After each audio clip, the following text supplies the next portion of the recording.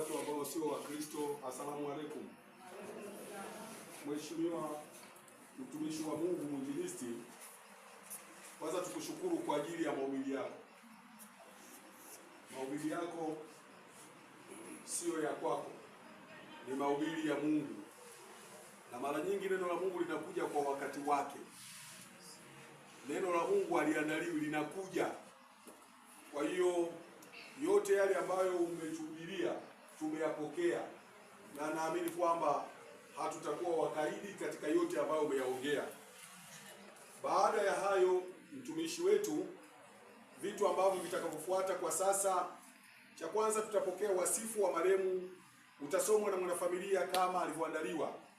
Baada ya wasifu, naomba uturuhusu tutapokea salamu za rambirambi kutoka katika vikundi vichache. Tunatambua uwepo wa mheshimiwa diwani wa kata hii ya Kawawa, yupo pamoja nasi kwa niaba ya serikali, lakini na vikundi vingine vyote ambavyo vitakavyokuwepo.